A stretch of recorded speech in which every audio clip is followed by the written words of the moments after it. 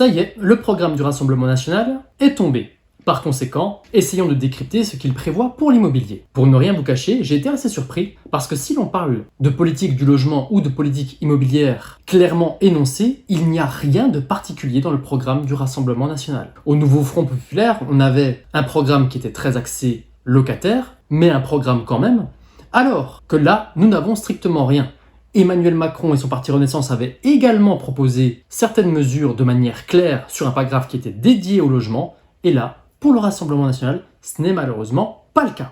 En revanche, en page 7 de leur programme, on peut remarquer qu'il y a un petit onglet « Défendre la qualité de vie des Français en refusant toute écologie punitive ». Et en regardant un petit peu de plus près le détail de toutes ces mesures, il y en a un qui nous intéresse tout particulièrement et il s'agit bel et bien du DPE. Le Rassemblement national proposerait donc abroger toute interdiction et obligation liée au DPE, diagnostic de performance énergétique, qui concernerait les travaux ou les mises en location, et mettre en place un accompagnement pragmatique des rénovations de logements en lien avec les professionnels. Le Rassemblement national propose donc de supprimer toutes les sanctions qui pouvaient tomber contre les propriétaires. Et cette mesure, sur le court terme, est plutôt bonne parce que, en effet, sur un marché locatif qui subit déjà de grosses attritions, eh bien, inutile d'aller rajouter une tension supplémentaire. Cela étant dit, l'incitation à certains propriétaires de devoir faire leurs travaux dans un délai donné va donc du coup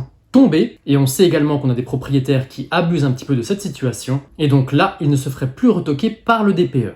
Donc, ok, on va libérer un petit peu les propriétaires par rapport à la tension qu'il pouvait y avoir, notamment sur la première échéance du 1er janvier 2025, car tous les logements classés G devaient normalement sortir. Là, ce n'est plus le cas. Ces logements avaient naturellement perdu en valeur, et donc pouvaient faire potentiellement le bonheur des primo-accédants ou des investisseurs débutants. On verra bien qu'est-ce qui va en advenir de la valeur de ces biens-là. En page 11 du programme du Rassemblement national, il y a aussi quelques petites lignes qui nous intéressent. Le titre est « L'impératif de transmission ». Et donc, l'un de ces points, supprimer l'impôt sur l'héritage, direct pour les familles modestes et les classes moyennes.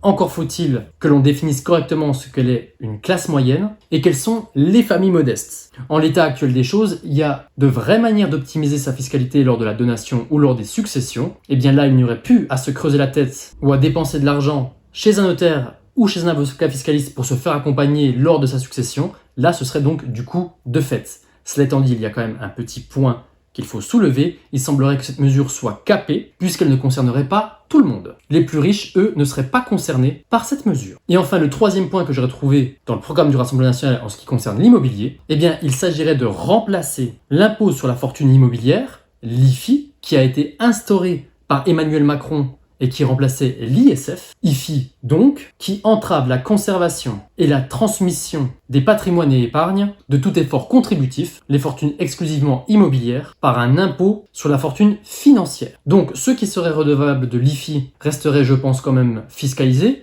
puisqu'il ne s'agit pas de supprimer l'IFI, mais bel et bien de le remplacer par l'IFF, impôt sur la fortune financière, et donc peut-être qu'un équilibrage plus important sera fait entre le patrimoine financier de manière globale et le patrimoine immobilier et les actions, comme c'est le cas aujourd'hui. Donc, de manière générale, le Rassemblement national n'a pas spécialement de programme de logement, n'a pas forcément de programme immobilier. Ce parti n'a donc pas pour projet, par exemple, la construction de logements sociaux ou le fait de favoriser une classe par rapport à l'autre. La seule chose que l'on a, c'est par rapport à la transmission, par rapport à l'écologie et par rapport à la fortune globale. Donc, au regret de vous apprendre que le Rassemblement national n'a pas spécialement de programme immobilier.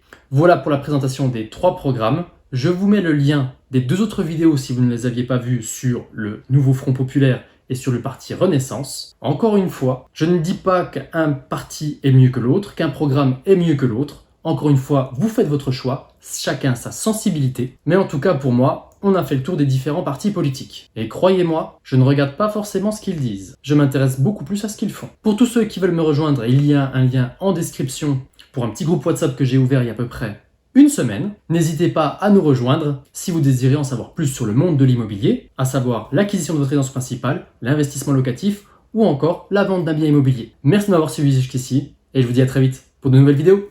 Ciao ciao ciao!